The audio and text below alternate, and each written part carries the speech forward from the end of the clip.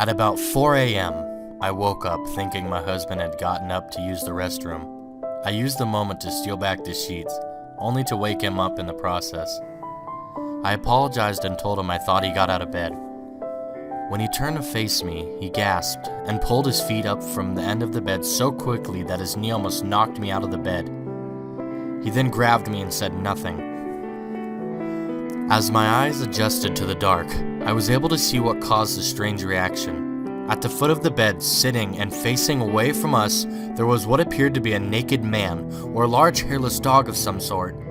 The position of its body was disturbing and unnatural, as if it had been hit by a car or something. For some reason, I was not instantly frightened by it, but more concerned as to its condition. At this point, I was somewhat under the assumption that we were supposed to help him. My husband was peering over his arm and knee, tucked into the fetal position, occasionally glancing at me before his eyes returned to the creature. In a flurry of motion, the creature scrambled around the side of the bed and then quickly crawled in a flailing sort of motion right along the bed until it was less than a foot from my husband's face.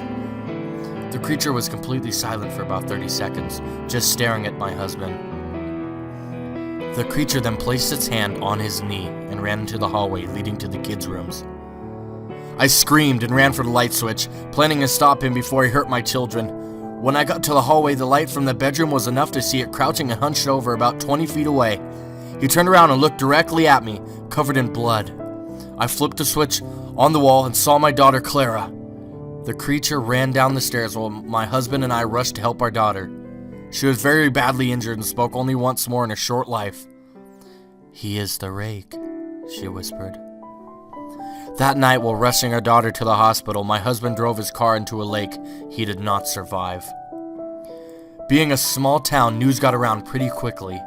The police were helpful at first, and the local newspaper took a lot of interest as well. However, the story was not published, and the local television news never followed up either. For several months, my son and I stayed in a hotel near my parents' house. After we decided to return home, I began looking for answers myself. I eventually located a man in the next town over who had a similar story. We got in contact and began talking about our experiences. He knew that 2 other people in New York who had seen the creature we now referred to as the Rake. It took the 4 of us about 2 solid years of hunting on the internet and writing letters to come up with a small collection of what we believed to be accounts of the Rake.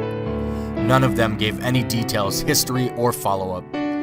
One journal had an entry involving the creature in its first 3 pages and never mentioned it again. A ship's log explained nothing of the encounter, saying only that they were told to leave by the Rake.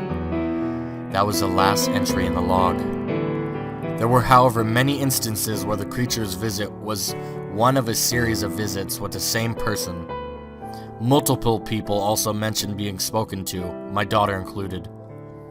This led us to wonder if the Rake had visited any of us before our last encounter. Every night for 2 weeks, I set up a digital recorder near my bed and left it running all night. Each morning when I woke up, I would scan through the sounds of me tossing and turning in my bed. By the end of the 2nd week, I've gone through the recording, and when I thought I heard something different, what I found was a shrill voice. It was the Rake. I can't listen to it long enough to even begin to transcribe it. I haven't let anyone listen to it. All I know is that I've heard it before, and I now believe that it spoke when it was sitting in front of my husband.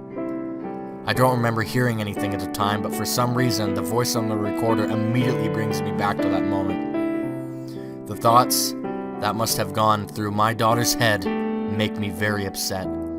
I have not seen the Rake since he ruined my life, but I know that if he has been in my room while I sleep, I know and fear that one night I'll wake up to see him staring at me.